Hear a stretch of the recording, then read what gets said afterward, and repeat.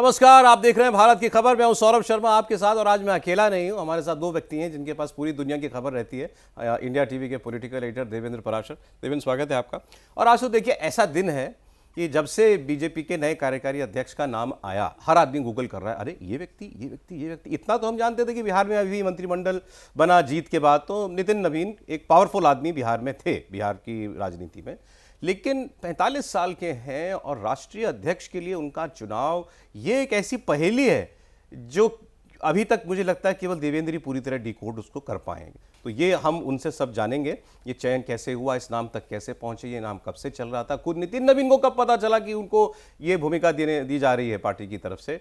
फिर हम आपको नितिन नवीन की इस जर्नी के बारे में बताएंगे, इस आदमी की क्या खासियतें हैं, क्या उनका वर्किंग स्टाइल है, नितिन नवीन पार्टी में क्या ऐड कर सकते हैं, क्या नया दे सकते हैं पार्टी को, पार्टी के सिस्टम को कितना अच्छे से और अंदर से जानते हैं और एग्जीक्यूट किया है, पार्टी ने जो चाहा है उसको कहाँ कहाँ, ये सारी बातें हम उनको जानेंगे, उनके बारे में जानेंगे। तो लेकिन पहले देवेंद्र ये बताइए, नितिन नवीन को कब पता चला कि उनको राष्ट्रीय अध्यक्ष बना रहे हैं? कल जब प्रधानमंत्री निवास पे बैठक चल रही थी, जिसमें पीएम के साथ गृहमंत्री अमित शाह, बीजेपी के राष्ट्रीय अध्यक्ष जेपी नड्डा और बीजेपी के संगठन महामंत्री बीएल संतोष मौजूद थे, उस समय नितिन नवीन अपने विधानसभा क्षेत्र में, यानी कि बांकीपुर विधानसभा क्षेत्र पटना में कार्यकर्ता सम्मान समारोह कर रहे थे। और कार्यकर्ता सम्मान समारोह इस लिहाज से कि चुनाव में क्योंकि जीत हासिल हुई है, उनको एक विधायक के तौर पे तो अपने कार्यकर्ताओं का सम्मान करने के लिए उस कार्यक्रम को कर रहे थे, जिसमें सम्राट चौधरी भी गए हुए थे। सम्राट चौधरी नितिन नवीन के लिए उस समय बड़ा नाम, डिप्टी सीएम के तौर पर नितिन नवीन ने उनको बुलाया था। और वहाँ पर प्रधानमंत्री निवास से नितिन नवीन के पास बीजेपी के जो राष्ट्रीय संगठन महामंत्री हैं बीएल संतोष, उनका फ़ोन गया और उनको ये बताया गया उस प्रोग्राम के बीच में ही कि आपको बीजेपी का राष्ट्रीय कार्यकारी अध्यक्ष बनाया जा रहा है। तो आप अंदाज़ा लगाएं कि कार्यकर्ता सम्मान समारोह कर रहा है एक व्यक्ति, और जो खुद एक कार्यकर्ता हो और उस कार्यकर्ता को यहाँ पे इस रूप में पुरस्कार मिला है, तो कितनी बड़ी बात थी। गजब बात है नितिन नवीन के लिए भी और पार्टी को सोच के लिए भी, जिसमें कार्यकर्ताओं को कितना ज़्यादा महत्व दिया जाता है। नितिन नवीन के चयन के पीछे अगर आप देखें तो सबसे बड़ी चीज़ वही थी। और संयोग देखिए कि कार्यकर्ता सम्मान समारोह कर रहे हैं, उसमें उनको ये पुरस्कार तो उनको कल ही पता चला, कल ही होनी थी, कल ही पता चला। उसके पीछे कोई भनक तक नहीं, उनको ये भी नहीं पता था कि भाई चल रहा है मेरा नाम। नहीं, जब सरकार में वो मंत्री बन गए, पहले ये अंदाजा लगाया जा रहा था जब चुनाव हुआ, और चुनाव के दरमियान ये तो समझ में आ गया था, कई बार हम लोगों ने बात भी की थी कि उनके कद को बढ़ाया जा रहा है। और क्यों समझ में आ रहा था, जैसे दिल्ली में बिहार बीजेपी कोर ग्रुप की जो बैठक हुई, गृहमंत्री अमित शाह, बीजेपी के राष्ट्रीय अध्यक्ष जेपी नड्डा के साथ, उन बैठकों में वो रहते थे, जो कि पहले नहीं होता था। तो वो ये समझ में आने लगा कि इनके कद को पार्टी बड़ा कर रही है। इसके अलावा सिक्किम के प्रभारी, छत्तीसगढ़ के प्रभारी, तो इन सारी चीज़ों से ये समझ में आ रहा था कि अगर नितिन नवीन को बिहार में मंत्री नहीं बनाना हो तो संभव है उनको पार्टी का राष्ट्रीय महामंत्री यहाँ पे बनाया जाए। आपको भी सेंस मिल रही थी? ये तो सेंस मिल ही रहा था कि अगर वहाँ पे सरकार में नहीं रखा जाना तो सीधे सीधे पार्टी का राष्ट्रीय महामंत्री बनाया जाएगा, इसमें तो कोई डाउट नहीं था। लेकिन इतनी बड़ी जिम्मेदारी, ये बात दूर दूर तक नहीं। तो इनका नाम कितने दिनों से चल रहा था, मतलब यहाँ दिल्ली में बीजेपी में? ये सिर्फ दिल्ली बीजेपी में कोई नाम नहीं सौरभ, दूर दूर तक नहीं। रिलीज से पहले किसी ने दूर दूर तक वाइल्डेस्ट नेम में भी ये नहीं बताया था कि हाँ ये भी एक नाम हो सकता है। मतलब ये मैं जानना चाह रहा हूँ, ये जो फाइनल नाम पर प्रोसेस शुरू हुआ मंथन का कि भाई अब मतलब जिसमें से निकल के ये नाम आया, वो प्रक्रिया कितने दिनों से चल रही थी? वो 2 दिन पहले जो वीडियो, ठीक 2 दिन पहले प्रधानमंत्री नरेंद्र मोदी ने बीजेपी पार्लियामेंट्री बोर्ड के सदस्यों को ये इन्फॉर्म कराया, बीजेपी के राष्ट्रीय अध्यक्ष जेपी नड्डा, संगठन महामंत्री ने सबको इन्फॉर्म किया कि एक वीडियो कॉन्फ्रेंसिंग में सबको जुड़ना है। मतलब आमतौर पे पार्लियामेंट्री बोर्ड की बैठक वीसी से नहीं होती, आसपास ही सब मौजूद रहते हैं, मैक्सिमम दिल्ली में है, तो वो लोग आ जाते हैं। जाहिर तौर पे बिना शोर शराबे, बिना हो हल्ला के इस बैठक को करने का मकसद रहा होगा, जिसके चलते वीडियो कॉन्फ्रेंसिंग ठीक 2 दिन पहले, कल से 2 दिन पहले उस बैठक को किया गया।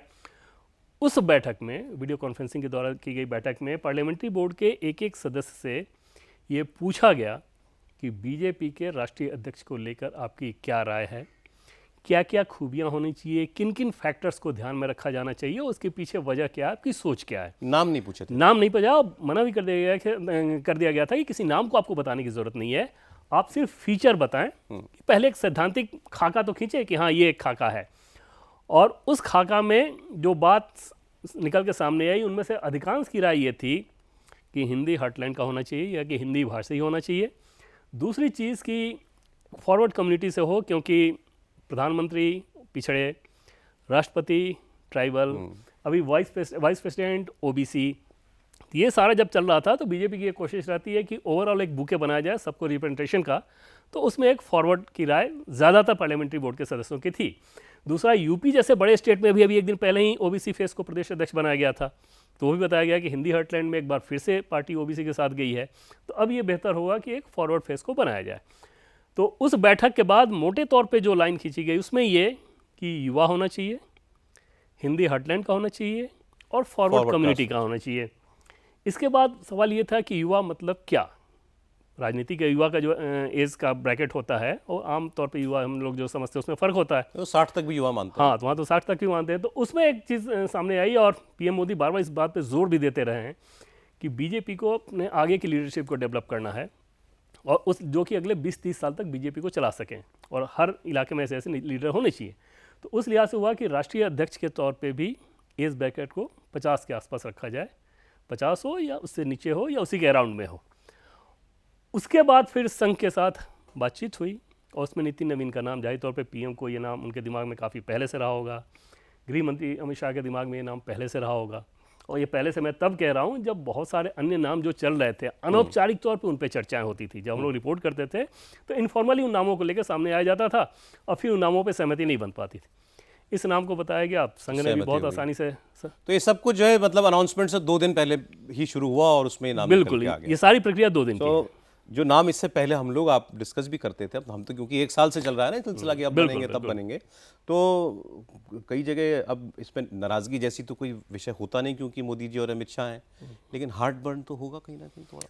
हाँ, पहले जैसे नाराजगी की अगर बात कर लें सौरभ, तो बीजेपी जैसे ढांचे में सिर्फ मोदी अमित शाह हैं इसलिए नहीं, बीजेपी जैसे ढांचे में एक इनबिल्ट रहता है कि पार्टी ने अगर कोई फैसला कर लिया तो वो अच्छा है। दूसरी समझ ये रहती है कि अगर आपको अच्छा ना भी लगे तो आपको रिएक्ट नहीं करना है क्योंकि वो फैसला बदलने वाला नहीं है।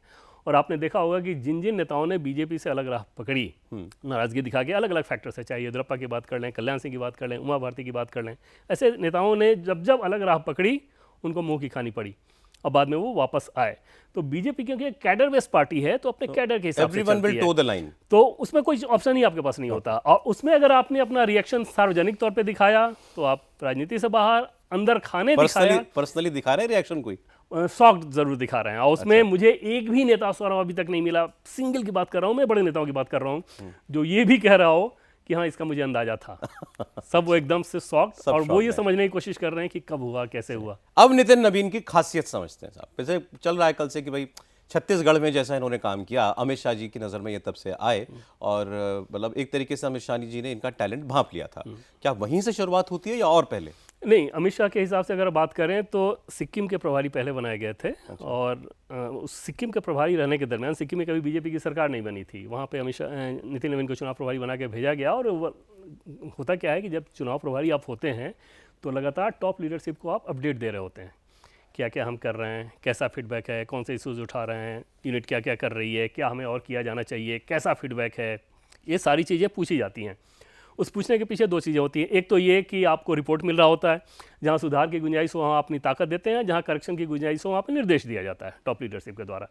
दूसरी चीज़ ये कि अगर वो सटीक बैठता है और टॉप लीडरशिप का अपना जो फीडबैक का सिस्टम उससे मैच करता है तो सामने वाले की नज़र में एक अंडरस्टैंडिंग बनती है, क्रेडिबिलिटी आती है कि इसकी सोच सही है, ये ठीक दिशा में जा रहा है। उसमें आपको पूरा हैंडलिंग समझ में आ जाता है। बहुत सारे नेता ऐसे हैं जिनको जिम्मेदारी दी गई, उनके बारे में फीडबैक खराब हुआ तो उनका कैरियर भी तबाह हुआ, ऐसे भी लोग हैं। तो वहाँ पर नितिन नवीन सिक्किम से शुरू हुआ। उसके बाद छत्तीसगढ़ में जब ये आए तो बहुत क्लोजली इन्होंने काम किया अमित शाह जी का। और अमित शाह जी अलग अलग टास्क देते थे, जैसे किसी पर्टिकुलर विधानसभा में उन्होंने एक टास्क दिया कि यहाँ पे इस कैंडिडेट को बनाया जाए, इसको कैंडिडेट बनाया जाए। पूरी यूनिट बनाने की कोशिश की, छत्तीसगढ़ की बात है, वो कैंडिडेट सहमत नहीं हो रहे थे, बहुत कमज़ोर कैंडिडेट थे संसाधन के तौर पे या सब चीज़ों के तौर पे। उनके बच्चे को मार दिया गया था और मुस्लिम वाला याद होगा आपको। तो उस कंडीशन में दंगे में मारे गए थे। तो वहाँ पर उनको भेजा गया और नितिन नवीन ने उस काम को करके दिखा दिया। तो इस तरह के जितने टास्क होते थे नितिन नवीन उसको डिलीवर करता था, वो जीत गए थे। और बहुत गरीब व्यक्ति, एकदम झोपड़ी में रहने वाला व्यक्ति। तो उसके बाद नितिन नवीन हर सीट पे जो फीडबैक अमित शाह को देते थे तो अमित शाह का अपना जो सिस्टम है फीडबैक का वो मैच कर रहा होता था।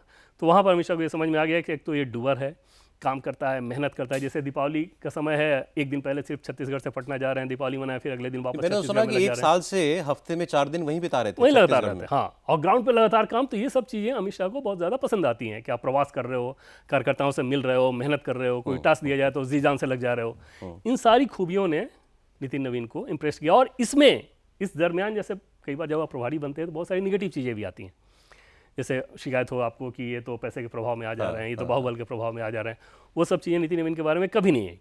दूसरी चीज़ कि नितिन नवीन को जो अच्छा लगता है पार्टी के हित में जो बात, बहुत सौम्य तरीके से वो कहने के लिए जाने जाते हैं। अच्छा, वो मुस्कुराते हुए कह देंगे, डांट भी सुन रहे होंगे बड़े नेताओं से, यार छोड़ो यार नितिन बेकार की बात कर रहे हो, तभी वो अपनी बात कह देते हैं कि नहीं लेकिन ऐसा करना ठीक रहेगा। तो इन सारी खूबियों ने ये पार्टी को आगे रखते हैं। हाँ, पार्टी को आगे रखते हैं, उसमें कोई दो राय नहीं। वो प्राथमिकता पार्टी हमेशा उनकी बातचीत में, हर चीज़ में, और अपने को लेके आई मी माई सेल्फ वाला अप्रोच एकदम नज़र नहीं आता। आमतौर पर एक राजनीतिक ईर्ष्या और प्रतिद्वंदिता वाली जो बात रहती है, नितिन नवीन क्योंकि पॉलिटिशियन उनके अंदर भी होगी, उसको जाहिर नहीं होने देते। उसको एकदम सामने वाले जिसके साथ उनकी प्रतिद्वंदिता होगी, अगर उसके साथ भी अगर बैठा दीजिए तो आपको लगेगा कि ये तो बड़ा सहज रिलेशन है। अच्छा, तो ये सारी खूबियां हैं कि ये समझ में आता है कि संगठन में कैसे चलना है। उसके पीछे सौरभ सबसे बड़ी वजह यह है कि नितिन नवीन के पिताजी जब विधायक थे तो सुशील मोदी जी से उनकी नहीं बनती थी। उसके बाद उनका आकस्मिक निधन हुआ। नितिन नवीन तब पढ़ाई कर रहे थे बीआईटी मेसरा में इंजीनियरिंग की। छूट गई फिर पढ़ाई उनकी, वो पढ़ाई छोड़नी पड़ी क्योंकि पिताजी का निधन हुआ, दिल्ली में ही पिताजी का निधन हुआ। बुलाया गया। सुशील जी की ये राय थी कि उनकी माँ को चुनाव लड़ाया जाए। नितिन नवीन की उम्र तब 25 साल कुछ महीने थी। इनको चुनाव लड़ाया गया, चुनाव जीत गए। सुशील जी को कहा यह जाता है कि, अब सुशील जी ऊपर हैं, लेकिन कहा यह जाता है कि शायद उनको ये लग रहा था कि एक बार उनकी पत्नी मतलब नवीन जी की, नितिन जी की जो माँ हैं, वो एक जीत जाएंगी, आगे किसी और कैंडिडेट को दिया जाएगा। नितिन नवीन के बारे में श्योर नहीं थे, स्टूडेंट ही थे ये। तो 10 के टिकट को लेकर भी समस्या चल रही थी, लेकिन 2010 के विधानसभा चुनाव में भी टिकट मिला, फिर 15 में भी। तब से हारा ही नहीं ना ये? हारा नहीं है उसके बाद, और लगातार हर चुनाव में जीत रहे थे। तो वहाँ पर उन्होंने एक कह सकते हैं आप कि टफ माहौल में, क्योंकि स्टार्ट ही उनका टफ माहौल में हुआ, उसके बाद उन्होंने अपने आप को परफॉर्म किया। और लगातार उनको भी ये पता था कि पहली बार टिकट मिला है क्योंकि आप किसी के बेटे हैं। हाँ। आगे तभी मिलेगा जब आप परफॉर्म करेंगे। फिर तो अपने दम फिर अपने दम पे है। और इस चीज़ ने उनको बहुत समझाया। इस चुनाव में भी, बिहार के चुनाव में भी बड़ी अच्छी भूमिका इनकी बताते हैं। हाँ, इस पे आते हैं सौरभ। इसके बाद उन्होंने क्या किया कि 2010 के विधानसभा चुनाव में जब उनके टिकट को लेकर संकट के बादल मंडरा रहे थे, तब उनको ये समझ में आ गया था कि अब दिल्ली का भी रुख करना होगा। बीजेपी के टॉप लीडरशिप से लगातार संपर्क के निर्देश लेना होगा, अपनी बात कहनी होगी। और तब वो अनुराग ठाकुर की टीम में, तब अनुराग ठाकुर बीजेपी के युवा मोर्चा के राष्ट्रीय अध्यक्ष थे, पार्टी के महामंत्री बना दिए गए। और वहाँ से नितिन नवीन ने फिर पीछे मुड़ के नहीं देखा।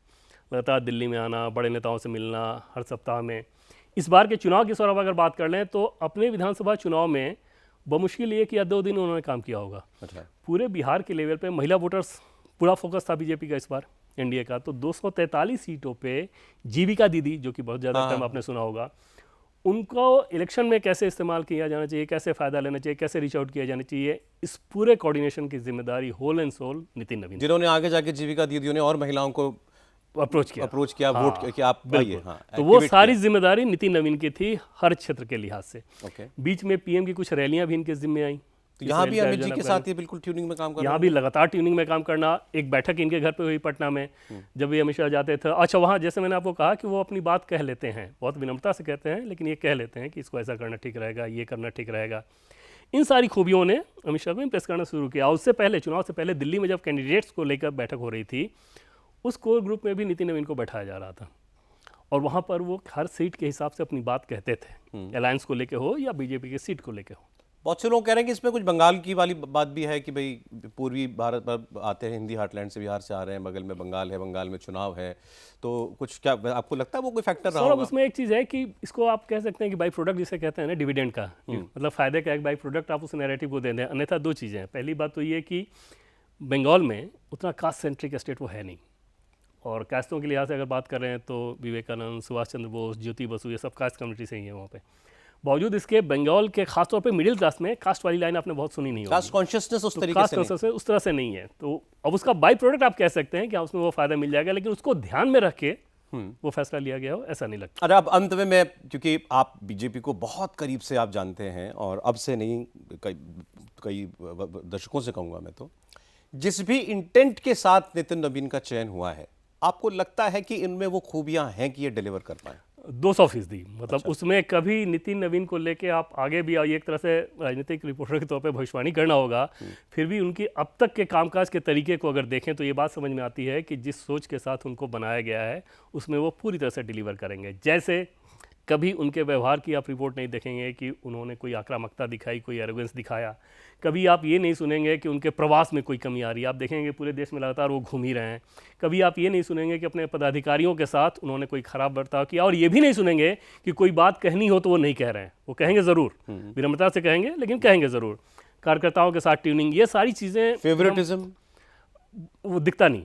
अच्छा, हाँ, जैसे आमतौर पे एक होता है कि इस नेता के साथ मेरी नहीं बनती है तो व्यवहार में दिखने लगे। नितिन नवीन के अंदर वो मैच्योरिटी है कम उम्र में ही कि इस तरह के प्रवृत्तियों को कैसे दबाना है। जैसे एक उदाहरण आपको दूं सौरभ, कि जब बिहार में गवर्नमेंट फॉर्मेशन हो रहा था, उसको लेकर चर्चा चल रही थी, तो नितिन नवीन ने, मैं उसमें बहुत डिटेल नहीं बता रहा हूँ, नितिन नवीन ने पार्टी के टॉप लीडरशिप और संघ के बड़े लोगों को भी सलाह दी थी कि पार्टी को ऐसा करना चाहिए, लॉन्ग टर्म में इसका फ़ायदा मिलेगा। उनको ये कहा गया सुनने के बाद कि लेकिन जो तुम कह रहे हो इससे तो तुम्हारा ही नुकसान होगा। अच्छा, एक थोड़ा लाइटर नोट पे इस बात को कहा गया। तब नितिन नवीन का ये जवाब था कि पार्टी की सेहत अगर अच्छी रहेगी, पार्टी का हेल्थ अच्छा रहेगा, पार्टी का ग्राफ अगर ऊंचा रहेगा तो हमारा ग्राफ अपने आप ऊंचा रहेगा। अच्छा, ऐसा हो नहीं सकता कि पार्टी अच्छा कर रही हो, हम खराब कर तो रहे ये हो। पार्टी हित में औरों को बढ़ावा देना चाह रहे थे। वो चीज़, और एक बोल्ड चीज़ थी उस बात को, उसमें मेरी डिमेरिट अलग बात, बहस का विषय हो सकता था, वो हुआ नहीं, ये भी मैं कह सकता हूँ। लेकिन इस बात को कहना और जोर दे के कहना, उसके पीछे तर्क बताना और ये बताना कि अगले 10 साल में हम बीजेपी को इससे क्या फायदा मिलने वाला है, वो अपने आप में टॉप लीडरशिप को सौरभ इतना तो समझ में आया होगा कि इसके फायदे पार्टी फर्स्ट, वो जो हम पहले कह रहे थे। अब लास्ट बात मैं आपसे पूछ रहा हूँ, क्योंकि ये अपनी एक टीम भी बनाएंगे आप, नेशनल। तो वो नेचुरल अभी प्रेजेंट टीम में आप कितना परिवर्तन होता देखते हैं? इसमें आप जैसे परसेंटेज के हिसाब से अगर आप समझना चाहें तो 40% 50% जरूर, मतलब आधा परिवर्तन क्या तो उसमें बदलता है? रहेगा। जैसे राज्यों के प्रभारी बदलेंगे, एकदम आमूल चूल परिवर्तन पूरी टीम को कर दिया जाए वैसा नहीं किया जा सकता। संगठन महासचिव? में कुछ अनुभवी लोग भी साथ रहेंगे, लेकिन चाहे महासचिव की बात कर लें या अलग अलग यूनिट की बात कर लें, राज्यों का प्रभार देने की बात कर रहे हैं, तो उसमें अपेक्षाकृत युवा और अनुभव दोनों का बेहतर सामंजस्य नजर आएगा पहले की तुलना में। ओके, जैसे महासचिवों में कुछ नाम आपको एकदम नजर आएंगे कि जो रिपीट होंगे, वो बड़े नाम हैं, ठीक।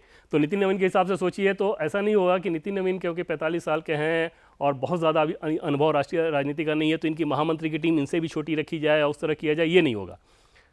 तो उसमें अनुभव को जहाँ ज़रूरी है अनुभव रखा जाएगा और अपेक्षाकृत युवा टीम को जहाँ देने की मगर मेजर ज़रूरत है, चेंज दिखेगा। वो देखा, वो बहुत विजिबल होगा। वो ऐसा भी नहीं होगा कि आपको सिर्फ जस्टिफाई करना पड़ेगा। चलिए, तो फिर अब जब वो होगा, क्योंकि अब अगला कदम तो वही है, तो फिर हमें और मौका मिलेगा आप तक कुछ नई बातें पहुंचाने के लिए।